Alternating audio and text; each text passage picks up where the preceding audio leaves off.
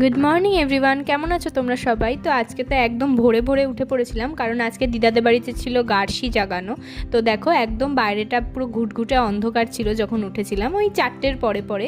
তো তারপরে তো এখানে দিদা 14টা প্রদীপ নিয়েছে, আর এখানে কুলোর মধ্যে যা যা জিনিসপত্র আছে ওগুলো সবই জাগানো হবে।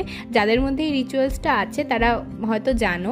আর আজকে তো আমি ওখানে বইও রেখেছি আমার, যেহেতু আমিও ওখানে ছিলাম। তারপরে তো এখানে দিদা 14টা প্রদীপেই তেল দিয়ে নিচ্ছে, এগুলোকেই জ্বালানো হবে। আর এই যে এই কুলোর ওপরে সমস্ত কিছু রাখা আছে, এগুলোই আজকে রান্নাও হবে। তো তারপরে তো দাদু এখানে মানে 14 পুরুষের নামে এখানে প্রদীপ জ্বালাবে। আর তারপরে তো ওইদিকে ছোট দাদুও চলে এসেছিল, তো ছোট দাদুকেও দিদা দিয়ে দিল কি কি করতে হবে, দিদা সব বুঝিয়ে বুঝিয়ে দিচ্ছিল ওদেরকে। তো দাদুরা তো এইদিকে প্রদীপ দিয়ে দিল, আর ওইদিকে ছোট দাদুও প্রদীপ দিয়ে কি সুন্দর নমস্কার করছে দেখো। তো দিদাদের বাড়িতে এরকম প্রচুর রিচুয়াল হয়, আর আমার বেশ ভালোই লাগে।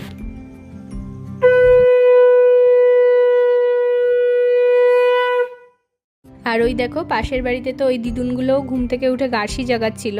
তো তারপরে তো এখানে দিদা পাটকাঠিটাতে আগুন দিল, মানে এটাতে এবার হাত পা সেঁকতে হবে।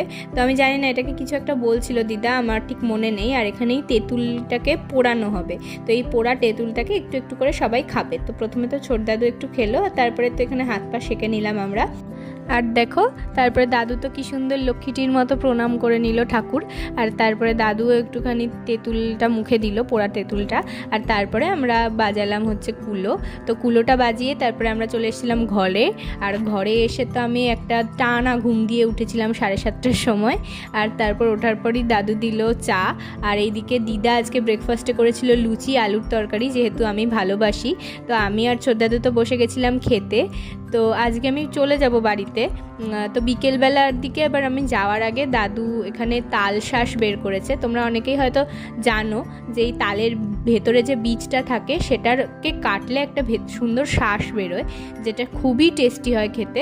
তো আমার তো দারুণ লাগে, তো যার জন্য দাদু এখানে সুন্দর করে এগুলোকে কেটে কেটে আমার জন্য দিচ্ছিল। তো আমি তো খেয়ে দিয়ে বেশিক্ষণ বসবো না, বাড়ি চলে যাব, কারণ আবার সন্ধে হয়ে গেলে ওদিকে যেতে অসুবিধে হবে। তো তাড়াতাড়ি করে এগুলো খেয়ে নিলাম, আর তারপরে রেডি হয়ে বেরিয়ে গেলাম বাড়ির উদ্দেশ্যে। তো এখানে তো আমি বাসে করে যাচ্ছি বাড়িতে। আর বাড়িতে এসে দেখলাম মায়ের স্টুডেন্টগুলো এসছে পড়তে, মা পড়াচ্ছে। তো জানি না আজকে হঠাৎ মায়ের কী হয়েছিল, মা তো কেমন করছিল। তারপরে তো মা আনলো চা। তো চাটা খাওয়ার পর দেখি মায়ের স্টুডেন্টও ঠিক মায়ের মতোই করছে, জানি না ওদের আজকে হঠাৎ করে কি হয়েছিল সমস্যা শরীরে। তো যাই হোক, তারপরে তো ঝন্টি দিদি একটুখানি ইপি করেছিল, তো আমাকেও দিয়ে গেল। আর তারপরে একটু দই খেতে ইচ্ছে করছিল, দই খেলাম। আর তারপরে তো মা আজকে ভাবছিল নিমকি। তো আজকের ভিডিওটা এই পর্যন্তই থাকলো। ভালো লাগলে একটা